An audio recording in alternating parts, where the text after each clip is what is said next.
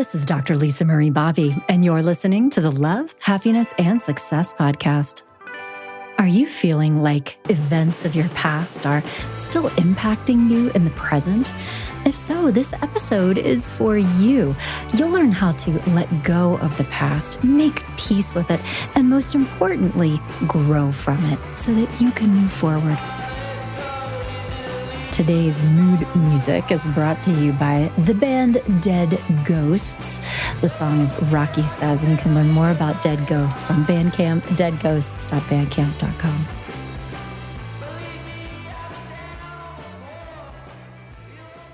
Dead ghosts. That's what we're here to talk about. And we wish they were dead, right?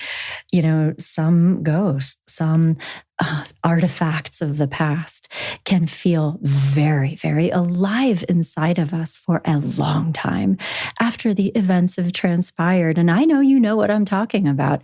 And really, that is why I wanted to make this particular episode for you, because I read your questions. I see your comments on our website, growingself.com. You guys have been reaching out through Instagram, Facebook, and even I see, you know, the questions, the goals that new clients coming into our practice have. And so much of this, you know, different circumstances, but at the core, it's so often, how do I make peace with what has happened? You know, the things I've done, the things that I've lived through, so that they stop impacting me in my present. I feel like I am being negatively impacted by these things that happened a long time ago. It's hard for me to feel safe in the world or feel hopeful about the future. And, you know, how do I move past this? How do I feel free again? How can I leave this behind me and write a new chapter? And that's why I really wanted to make this podcast, because, you know, we talk about so many different things on the show. We talk about healthy relationships, and I talk about advice for couples and, you know, individuals wanting to have healthy relationships with others or for themselves. We talk about things related to career, you know, how to get that clarity and confidence, but also how to grow, you know, in the arena of your professional experiences. But always we're talking about growth for yourself, just even as an individual. And why I wanted to talk about how to let go of the past is because so often at the core of all of these different circumstances, whether you're working on relationships or yourself or your career, there is often this element, this elephant in the room of a past life experience that is creating obstacles or challenges or difficulties for you in the present. And until you understand what these are and how to work with them, and ideally how to move this and overcome it, to kind of climb over it and get on the other side, it is going to continue showing up. And so to me, this topic, how to let go of the past, feels like a very just core concept that is going to benefit you in every domain of your life, because we all have, you want to call it baggage, ghosts, whatever it is, skeletons in the old closet, you know, and it's because we've been living life. It is because we are humans who are on a path of growth and discovery, and, you know, go out into the world and we learn as we go. And sometimes, no, actually all the time, through those experiences, we all make mistakes. We do things that in retrospect, we wish we hadn't done, or we live through very challenging things, you know, maybe through no fault of our own. Maybe it is the hand that we got dealt. And though, even if it isn't something that you created, you're still left with a task of, oh, how do I clean this up? And we all have to do those things. So today's episode is all about that. We are going to be talking about why we can get these hooks stuck in us, these things from the past, why they get their claws into us in the first place, because knowing that informs what we need to do to wiggle those hooks out of us and do our healing and be on our way. So we'll be talking about that. And then we're also going to be talking about what are some of the strategies, the things that you can do, the mindsets, the activities that will actually help you begin doing the work of recognition, awareness, healing, and growth that will help you move past the past and into a bright new future. So I have lots of things planned, lots of information, and we're just going to dive into this. And also, just so you know, we're going to be talking about many other articles that I have or podcasts that I've done in the past. And you can find links to everything that I'm going to be talking about on the article of this page. It'll growingself.com/how to let go of the past. And also, you can go to the emotional wellness collection on my blog. So growingself.com/blog-podcast. Go into the happiness umbrella collection, and then you'll look for emotional wellness. And most of the resources that I'll be talking about on this episode and many more will be available for you there. So I just wanted you to resource you so that this podcast episode is but one of the things that hopefully you engage with as you work through these things in your life. Okay, so to dive right in, the first thing we need to talk about is why you can't let go of the past. Because even though we all have stuff that, sticks to us, understanding the things that have more emotional tenacity can, again, help you get that self-awareness and also help you understand what you need to do specifically in order to move it so you don't stay stuck. And so the usual suspects when people are feeling haunted by things come from usually one of the following. One, feeling like you made an irreparable mistake. You did something or didn't do something. You had the opportunity to take an action in the past, and for whatever reason, either you went the wrong way or, inaction can be a mistake. But if you feel like it is over, it is no longer fixable, and now you are living with the consequences, that comes with a ton of regret. I have done a podcast and articles on the subject of regret specifically, so lots to talk about there that you might check out. But that feeling like you made a mistake that is no longer a solvable thing is something that oftentimes comes with that feeling stuck. Another big thing that can contribute to this feeling haunted can be linked to number one, feeling like you made a mistake, but this is a special kind of mistake. It is feeling that you have betrayed or harmed someone else or yourself. So if whatever action or inaction you took was linked to something that caused harm for another human, that one is going to be tougher to move past. A third iteration, the thing that'll trap us, is if we've lived through something highly traumatic that you have not yet had the opportunity to process and heal. There is a healing sequence. There are stages of healing and growth and recovery. And until you've done that, that trauma is going to be impacting your life. And so that healing trauma, solvable problem, it is achievable. There are lots of counselors, therapists who specialize in this kind of work, helps lots of people. You can be helped by it too. And until you do that work, it's going to stay alive in your life. Similarly, and this can also be sometimes related to trauma, if you are living with unresolved grief or loss that you haven't yet had the opportunity to fully process, it's going to be knocking at your door. And then lastly, something that will also keep us stuck in the past that can be a kind of consequence of any and all of the life experiences that I just described is unresolved anger. Anger towards others, towards yourself, towards, the mysterious universe, all the things. Anger will also create a hook. These are all emotional hooks that will dig into your mind and heart, and they don't come out on their own. And they can be worked out, they can be healed, and there are different paths forward for any of these different life experiences. And so the very first step in healing and recovery from this that I would advise is to, first of all, spend some time thinking about, journaling about, or talking about a friend, a good counselor who can give you some space. What is this? Yes, I feel that the past is alive. I feel like I can't move forward, but why? Did I make a mistake? Did I hurt somebody? Did I hurt myself? Was I traumatized? Is there unresolved grief or loss?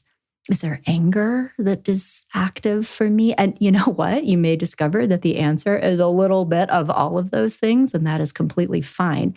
That just means that the work ahead is going to be more involved. It'll take a little bit longer because you'll need to be working through growth and healing in each of those domains, which is completely fine. But, one of the hardest things about feeling trapped by the past, I think, can be the experience of almost helplessness, like legitimately not knowing how to fix it.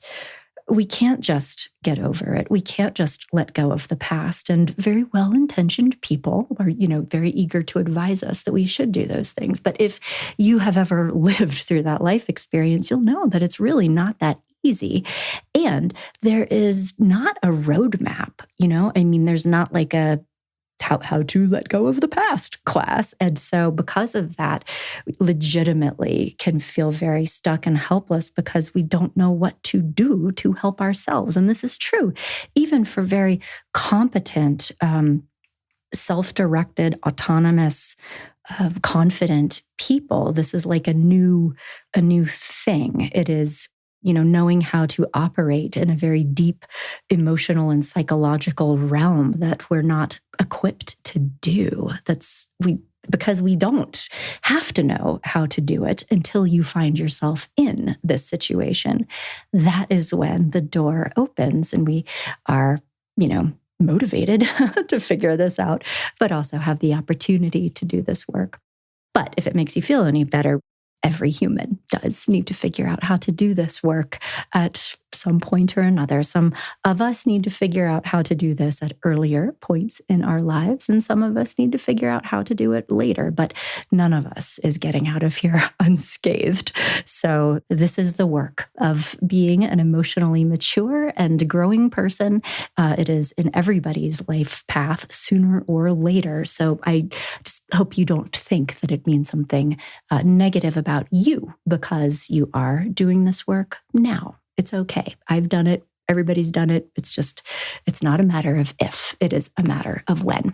So understanding the flavor of, what your hooks are is a very first and important step in resolving it. But also, I think, keeping in mind what I was just sharing, like to be intentionally self-compassionate and very deliberately avoid any tendency to beat yourself up for having this in your life right now. It's all right. We all need to do this. It's a human experience. So once you have gotten that clarity, worked on that self-compassion, now we can start talking about what the different paths forward for these different hook removals can look like, starting with regret for what feels like irreparable mistakes. And we've all made mistakes. Almost all mistakes are solvable, resolvable. If we make the wrong choice, we can make a different choice and get things back on track. Even tattoo removal is a thing. Some mistakes are bigger and have longer lasting consequences. Real estate purchases of, choosing the wrong career path, maybe things that happen in relationships. At the very worst, if it results in an accident or some just tragic event where the harm is irreparable and we can't glue the pieces back together again. Those are definitely the toughest. But when these are what's keeping us stuck in the past, there's a mental narrative that can be very powerful. And it says, if I hadn't done X, then Y wouldn't have happened. Or if I had done X, then Y wouldn't have happened. And if I could go back in the past, I would make a different decision and everything would be different now.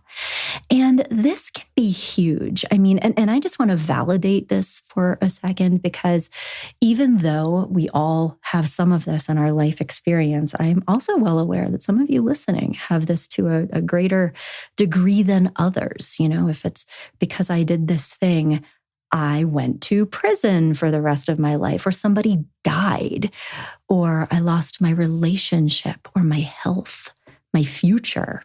I didn't go to college. I'm going to be cleaning up whatever mess this is for a long time.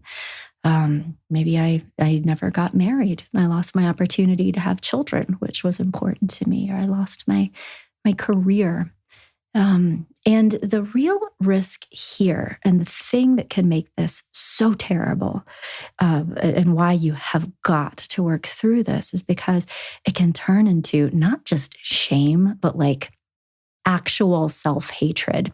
Because I did these things or did not do these things, I hate myself. I am not redeemable. My life will never be the same. It's basically over for me.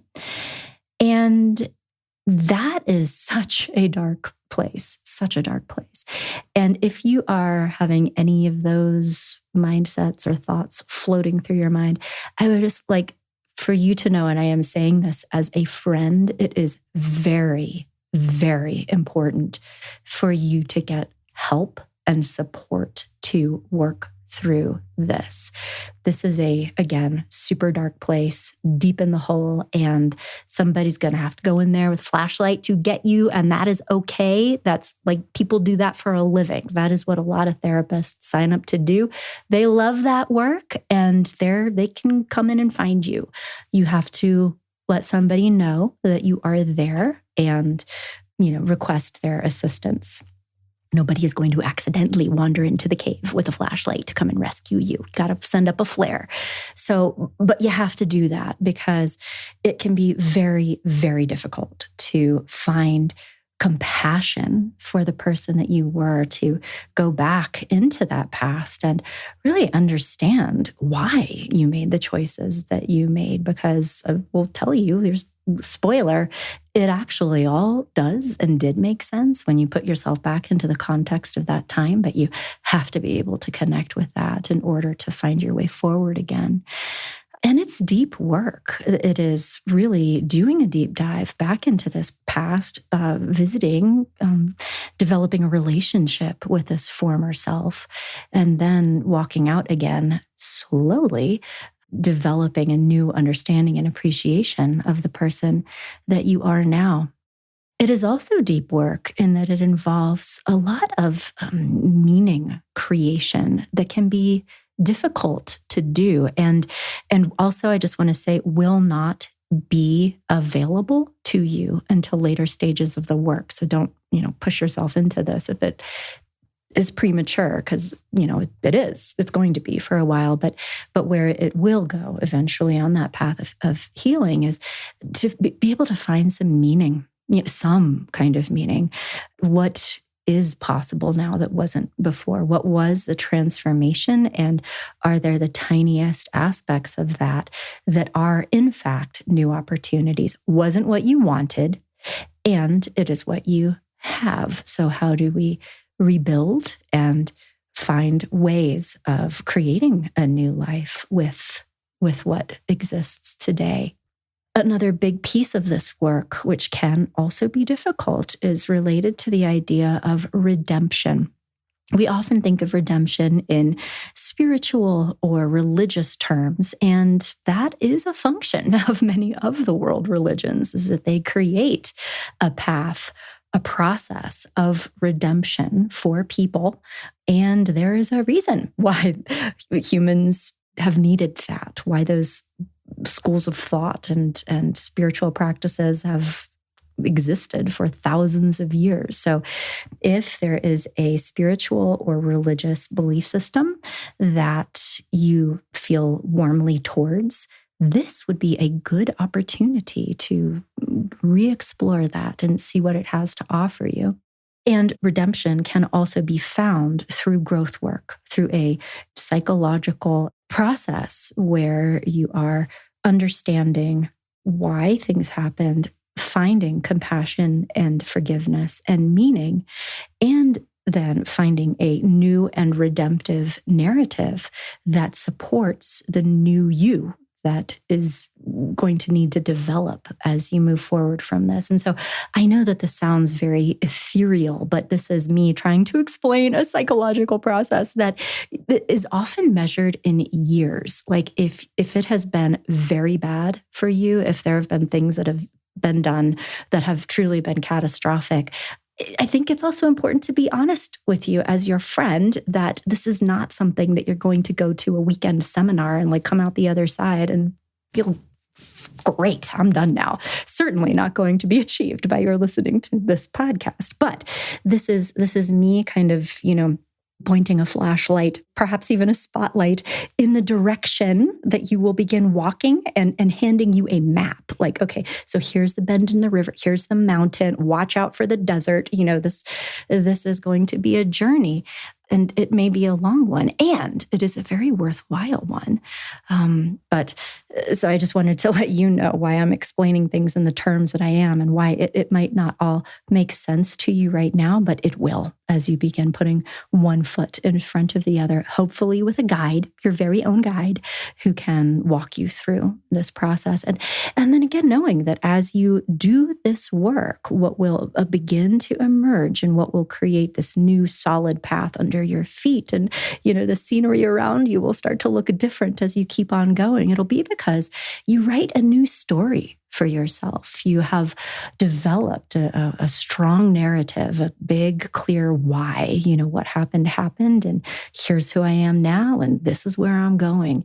And as that story becomes more powerful, you will be able to walk into it. Along the way, you'll be clarifying your values. What did this teach me about who I am and what I care about and what is important to me? And what do I want to be now? What do I want my life to be about from this point forward? Because as long as you are still breathing, you do actually get a second chance. And, again, maybe it's not what you wanted originally, but it is what you have available to you now. And how can you build something beautiful with that?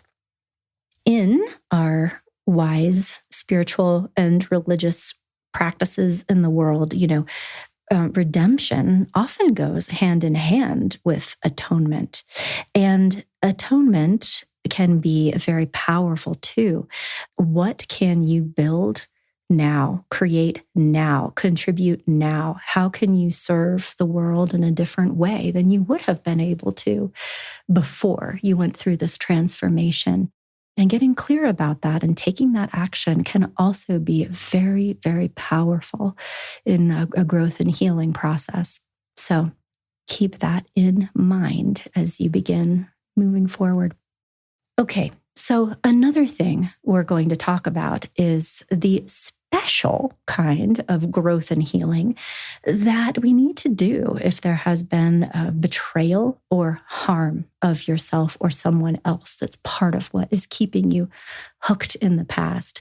I will say that when you betray or hurt somebody or yourself, it is also in that larger I made a mistake kind of category. So all of the things that we just talked about will still apply to you, but there's like some special emotional work that we need to do when there's been betrayal or harm in the mix.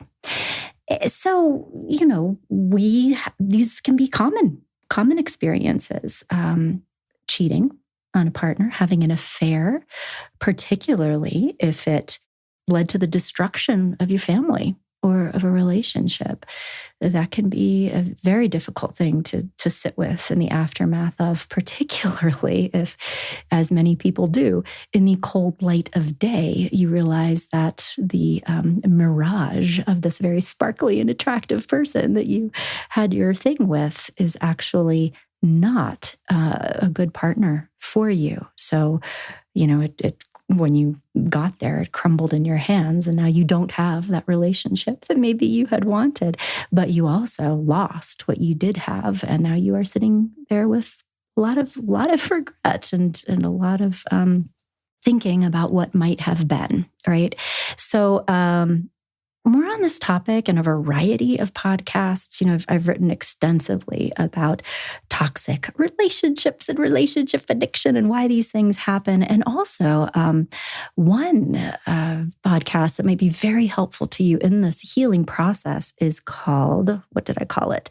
If you're married and have a crush on someone else, it speaks to the early stages of the experience that you had. And I'm recommending this for you because, again, part of the work ahead of you is going to be to get a lot of clarity, understanding, and, dare I say, compassion for why you did the things that you did.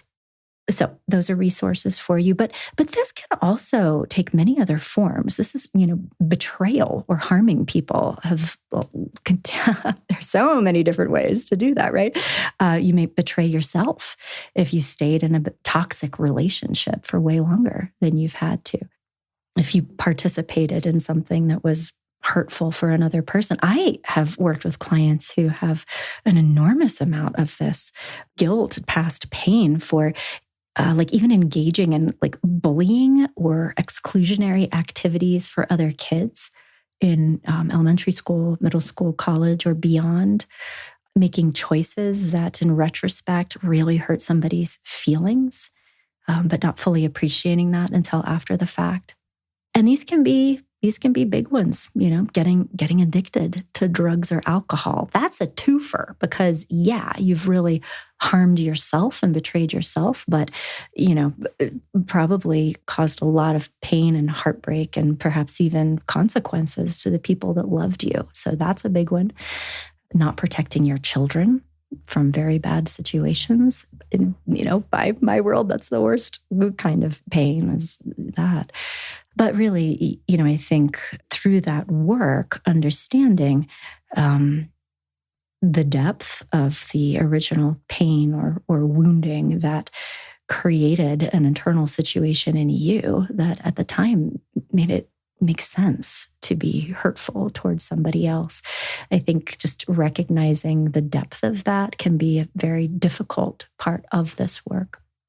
And again, this is deep, hard work. This is something you want to do with a really effective partner. So you'd be looking for a good therapist who specializes in not even just trauma work, but who really understands the special kind of trauma that comes with betrayal of yourself and of others. Because, with any of these life experiences, one of the things that can make it the most difficult to do is that we all have a natural and understandable desire to move away from pain, to protect ourselves from things that hurt. And the path of growth and healing when it comes to this stuff is running into the hail of bullets, so to speak. You have to walk into this fire in order to go through it and out the other side. And when left to our own devices, we can come up with many compelling reasons to not do this work. So part of the utility of having a great guide is to have somebody who is strong enough to first create emotional safety that makes it feel safe enough for you to be very courageous and be walking into spaces that honestly none of us would rather prefer to be going into, but you need somebody who is going to be strong enough to keep you in that ring. So just a word of advice when you're thinking about, personality characteristics of a therapist that you would like to work with. It needs to be somebody strong and knowledgeable. But other kinds of things that can create this. So we've talked about some of them. Having an affair, staying in a toxic relationship, participating in something hurtful, certainly, of unethical decisions in maybe criminal activity, but also maybe perfectly legal business activity that still had consequences for other people. Or sometimes I think one of the things that can be heart-wrenching, difficult to access, but also very real is when we grow and evolve throughout our lives, when we work on ourselves, we become aware of things that we really genuinely didn't know in the past. When we become more emotionally intelligent, more aware of ourselves and other people, when we have more empathy for others, when we become more emotionally mature, we understand the pain of other people in a way that we wouldn't have been able to in the past, and can also understand how we may have even unintentionally contributed to that pain. So, and that can show up in many, many ways. So the path, getting help, but here's what you can expect as you walk along that path with a great guide. You're going to be making contact with feelings of guilt, shame, anger towards yourself, towards others, a lot of remorse. You can also expect to encounter a lot of self-defensiveness, again, as a protective mechanism. While we do need to achieve self-compassion and self-understanding, there's also a powerful tendency to blame other people for our choices, for why we did the things we did, particularly if it winds up hurting them. I had an affair because my wife stopped wanting to have sex with me or gained 40 pounds. So, who's the victim here? And again, just being aware of that tendency and understanding that while it might help you feel a little better in the moment to kind of manage that anxiety, it will also get you stuck. Because when others are responsible for who you are and what you do, that is so disempowering with everything, but especially with this. So you need to find a balance, balancing between self-compassion, self-understanding, but also this idea of extreme ownership that you did make choices. And the goal here is to find the compassionate story without displacing blame onto others or abdicating ownership. This is the path to true forgiveness for yourself. And that's where we are heading. You cannot have true forgiveness without both compassion and a full accountability for wrongdoing. And this is the growth process. As you do this work, the growth that will emerge for you is that you will understand things about yourself and others. You will have much more clarity with your values, your moral compass, and understand that going through this experience has transformed you from the person you were, who was capable of doing these things, to the person you are now, who is a very different person, and developing appreciation for that and committing to this new path forward. Because of who I am now, this is how I will live my life every day going forward. I have a new set of rules and boundaries that I'm grateful for. And being aware of how your growth, how your life, your relationships, your self-awareness, value system, and ways of being in the world have all been transformed positively as a result of this experience. I think every single one of us who has gone through this very painful kind of transformation that starts with our awareness that we've done bad things. And, again, there's a lot of people in that club, myself included, wish that there was an easier way to do that work. On the other side of it, nobody will be able to take it away from you. It will be yours to keep, and you will be different because of it. And that will be valuable. And I hope that you can find the value and appreciation for that work. Okay. Another kind of life experience that can and will keep people stuck in the past that we mentioned at the beginning is unresolved trauma. And I'll give you some information about this. And it is beyond the scope of this podcast to do a deep dive into trauma and recovery. But I will give you some resources where you can continue learning if that would be helpful for you. And know that, making mistakes, feeling that there have been irreparable mistakes, and the trauma of betrayal, these can create a traumatic response inside of you. So we'll talk a little bit about trauma, but just know that it can be part of the experience of all of the things that we're talking about today, actually. There is clinical trauma. There is post-traumatic stress disorder. It is very real. And it comes from having lived through the most difficult of life experiences, feeling that your life or the life of somebody else was in danger or experiencing or being threatened with very real physical harm, crime, sexual abuse, and emotional abuse. Betrayal trauma can also result in a traumatic response. That is not in the DSM as part of the clinical definition. So you're not going to see that at the VA hospital with the war veterans, but maybe if in part of their trauma, they were abandoned by their comrades in arms or whatever. For many people, betrayal trauma, being abandoned by somebody who you thought loved you, is actually the worst kind of trauma. It is an attachment trauma, and it results in some of the traumatic responses that you see in the aftermath.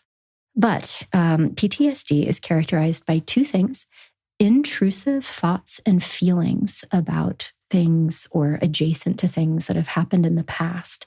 It can be memories, but it can also just be feelings of pain, loss, sadness, terror, anxiety, not hypervigilance, not feeling safe. It's very intrusive. And the other side of this is feeling that you are having to protect yourself from all of these intrusive thoughts and feelings. So there's a lot of avoidance that happens with PTSD, which makes sense. If you're not feeling safe, if you're feeling triggered by everything, you want to remove yourself from that, hide, buffer, anesthetize, like whatever we need to do. Substances might be a big part of this picture, avoiding certain situations, places, or people, or feeling like you need to have a lot of control over your life experiences. These are all symptoms of possible trauma. So just be aware if you have any of those. And also know that if you do, you must get good, competent psychological help, because this doesn't go away on its own. It doesn't get better. It calcifies. It can become more stable, but at the core, it's all still going to be there. So you would like to look for a clinical psychologist or other licensed mental health professional. If you find a life coach for help with this, I'm going to climb through your earphones and find a way to, don't do that. So find a licensed mental health professional that specializes in evidence-based, trauma-focused treatment. Things like cognitive reprocessing therapy, there's exposure therapy, acceptance and commitment therapy can have a relationship with trauma work, EMDR. So but it's important that you get the right help. I have written an article that talks about evidence-based practice in psychotherapy and what you want to look for in order to make informed decisions about who you want to work with. I will also tell you right now, my practice, Growing Self, is not the right place for you to be doing this kind of work. We specialize in love, happiness, and success. You are looking for clinical mental health treatment that is trauma focused. It specializes in trauma work. But this article that I put together for you will help you learn what you're looking for and what to avoid. So growingself.com/evidence-based-practice. Read that. It is a longer article, clearly, though, but I'm passionate about this. I want you to have all the information so that you can make informed decisions, so that when you do connect with somebody, it's going to be somebody who can help you, because there are lots of therapists operating in the world who do not do the kind of work that you need to do. So goodness of fit is very important. So please check out that article. Okay, now another hook that can keep us hooked is unresolved grief. When we have gone through a very significant loss, when we have lost a loved one, certainly to death in this life, but other kinds of losses. The loss of a dream, the loss of a life, the loss of our goals and hopes. I mean, you see this a lot when somebody's lived through a divorce or lost a relationship. They're not just losing that person they had a relationship with, they are losing the dream of their life that relationship encapsulated. And that can be a lot harder to get over than actually the loss of the person itself. But certainly, if you've lost a loved one to death and have not had the opportunity to work through that, or another significant loss, even the loss of your physical health and wellness, if you were in an accident and you cannot move your legs anymore or can't do the things that you used to. I know many of our friends are still struggling with the after effects of long COVID, and there's a lot of loss associated with that. So being able to do grief and loss work extends much more broadly than having lost a loved one to death. There are many applications of this, career-related applications, making the wrong decision, losing a job, being ejected from a business or a career path, losing a business. Holy moly, there's a lot there. And so just knowing about the process of grief work, would invite you to check out podcasts and articles that I've created on this topic specifically in the past. I think there's one that's coping with grief and loss, or maybe the path of healing. There are actually a number of different episodes of this, but you can find them all in that emotional wellness collection that I told you about. So they're all there for you. Check those out.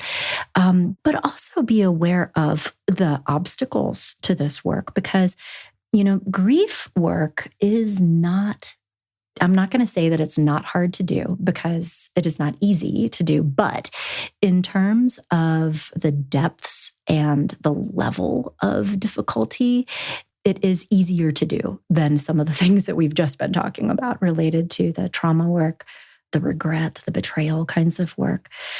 And the things that are the most difficult, in my experience, about having or doing effective grief and loss work is not the work itself, but is rather the barriers, the obstacles that will obstruct you from doing the work. So those are the things that happen inside of you internally that keep you from processing. That's where the real work is. I know that sounds weird, but that's actually the name of the problem when you get stuck in this place. So what I'm talking about specifically is the fact that it is really instinctive, again, for us to push away pain, painful ideas, painful life experiences. We want to flee into these ideas of like, I'm strong, I'm fine, I'm over it. I don't feel feelings, I'm fine. Compartmentalization, right? Finding ways to manage and kind of keep going. And this can be especially true with complex loss. If it is multifaceted and not straightforward, there can be different layers of emotional experience that can make it that much harder to access, because in addition to just sadness or missing somebody, there could also be guilt, regret, but there could also be anger. There could also be relief, happiness, actually, that and that in itself can be difficult. Like, I feel relieved and kind of better now that this person is not in the world. What does that mean about me? So lots here. And this work will be obstructed, not by the work itself, but by the degree to which we are avoiding it, basically. And these things are just sleepers. You can do the work now, or you can do the work later. but it is not going to move until you do the work. So go ahead, kick that can down the road as long as you need to when the time is right, which it might be right now. I mean, if you're listening to this podcast about how to get over the past, it may be because there's this wise mind part of you that's saying, maybe it is actually because my mom died and I went back to work the next day and never really allowed myself to think about it. And yet I find myself feeling very sad or anxious or angry in these situations where it's creating distance for me in my relationships. And I know that. So I do actually have to do this, even though I don't want to. That's okay. Nobody wants to, but we have to. It's the right thing to do. If you are experiencing inner obstacles to the degree that it makes you difficult to connect with your feelings, make contact with the loss, or do some journaling or processing, really like finding your path through the pain and into meeting and meaning and reconnection, get somebody good to help you. I would look for a therapist or potentially a coach who is well-versed in the steps and structure and sequence of the grief and loss process. But what you can expect from this work is just that, the only way out of this is through. You are to move forward. You do actually need to move back. You are going to feel the feelings. You are probably going to, recycle many of the experiences of loss all over again. And that's a good thing. That's what needs to happen. It's all right. And as you do this, there will be an upward spiral that will generate meaning, values, and ultimately reconnection. At the end, many people in this process are able to develop a new kind of relationship with the person you lost internally, if it's a loss of a loved one, or a new understanding, a new sense of peace with the past, and a hope and appreciation for the future that is now available to you because of that past. So it's really tied to the legacy of the past and the future that it can build. And allowing yourself to be transformed by that, because we don't build a new life in spite of what happened. We build this new life because of what happened. And that is the depth and the promise of really good grief work. So I hope you explore that if this is resonating with you. And then very lastly, related to unresolved anger, this will keep you stuck in the past for a long time. And you will know that this is really the hook that you're dealing with if it feels like, this is weird to say, but like there's this psychological splinter still stuck inside of you, like whatever happened, that there's a rumination, you are still having imaginary conversations with people in your head, or you are feeling intense feelings of anger. Maybe you're replaying scenes in your mind and feeling that like, angry charge.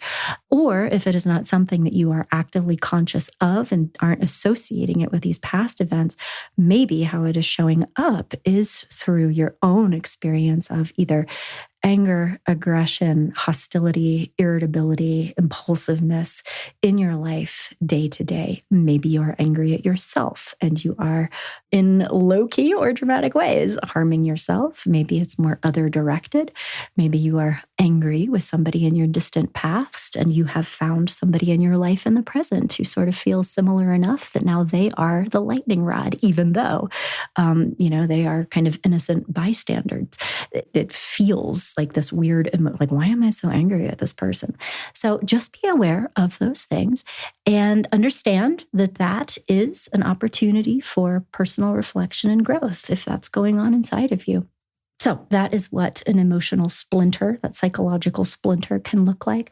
But there's actually another very interesting reason why anger might be both happening and feels like it keeps you stuck in the past, but is actually a very different kind of thing and has a lot of opportunity.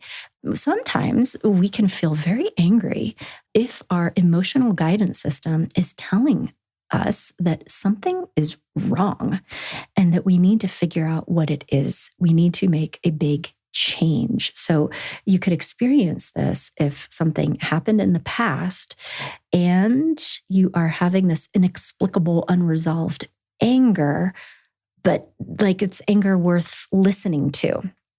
Okay, so to pass forward here, if in reflecting and, listening to this or doing some journaling, you're like, yes, I have a splinter that is keeping me angry.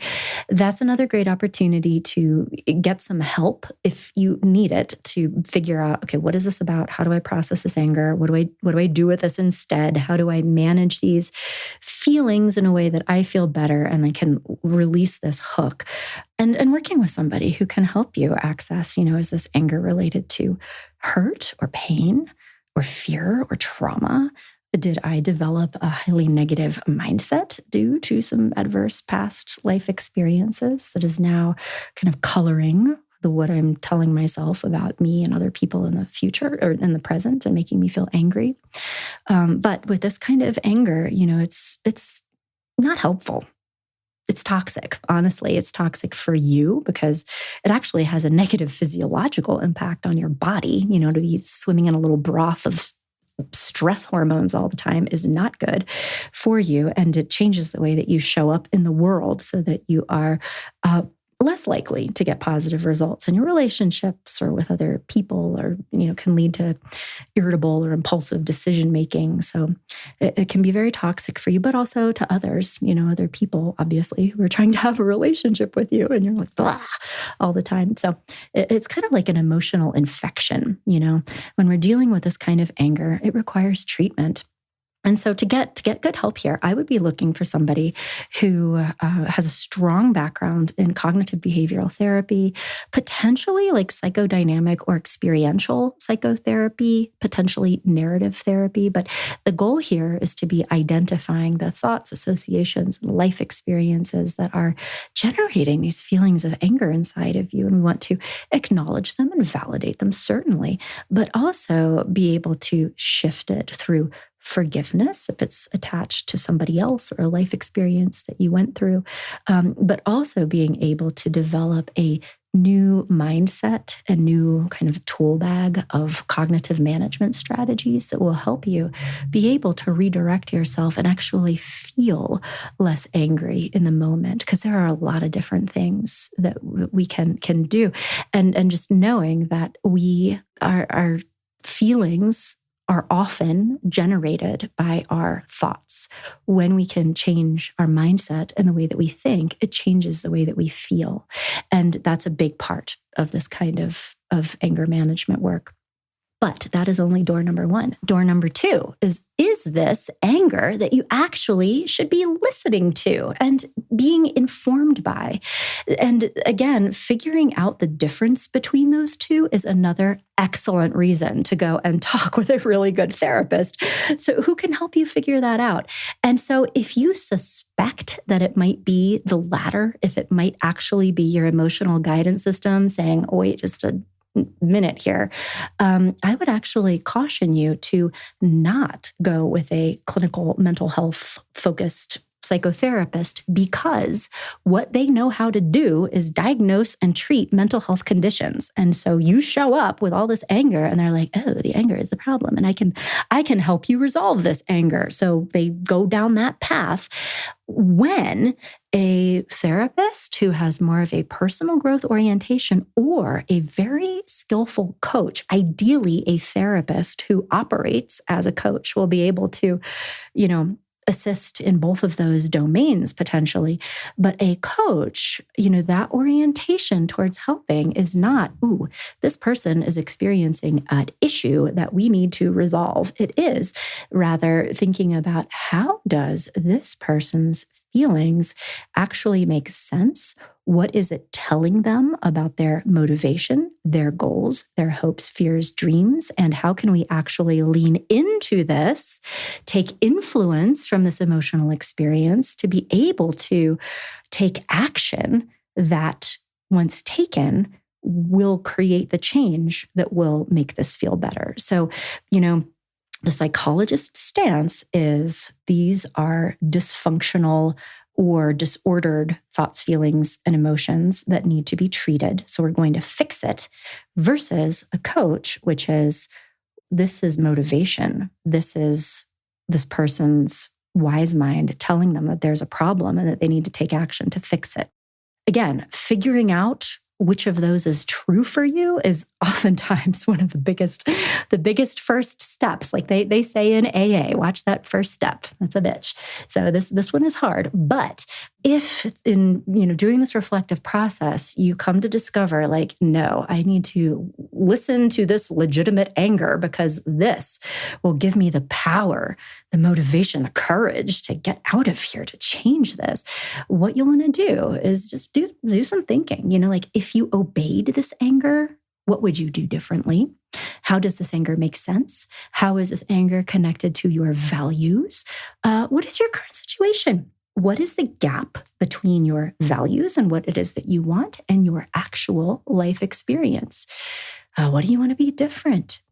And if you are asking yourself those questions and in doing so being like, oh, my anger is actually making a lot of sense right now, that is a fantastic thing, because healthy anger can be extremely energizing, and we want to even cultivate that. So when we listen to it, it's, okay, if I was listening to anger, what is the path that would be following me down? And what are the actions that I need to make this happen in my life, to change my life? And if you do the plan, you work the steps, you create the change, then anger will have done its job and it will not be present in your life anymore. But it will say, oh, thank you so much for listening to me. I was shouting at you for years. So anyway, those are the steps forward. This is a ton of information. I appreciate you staying in the ring with me and listening to all of this. And I know we got fairly nerdy and fairly deep here, but I hope it's helpful. And again, my goal here with these podcasts for you is to make them really, hopefully, meaningful and helpful and instructive for you. I mean, that's a big, important, motivating value for me. And I certainly don't want to be, churning out stuff that feels like trite advice that, I want you to have a deep and meaningful, transformational growth experience. I believe you deserve that. And I hope that listening to this with me today has, again, not going to change anything for you, but has given you some clarity, a direction, and guidance on your next steps for entering into this transformational growth process, because it is going to be a process. Okay, thank you so much for joining me today. More resources for you on my website, growingself.com. Check out the emotional wellness collection of the blog and podcast. And certainly, if you would like to do any exploration of the things we've talked about today that are in the domain of what it is that I do or what our practice can help you with. So certainly things around betrayal, trauma, if we need to be listening to anger versus resolving anger, regret, grief, and loss, those are things we can help you with. And if you identified more strongly with trauma, things with trauma, get specialized help for that. You're really going to want to find a good clinical mental health person for that. So not a marriage and family therapist like me. You're going to want to look for a licensed psychologist who specializes in those things. Okay, enough big sistering for one day. Thanks for listening, and more dead ghosts on our way out, and I'll be back in touch next time. Take care.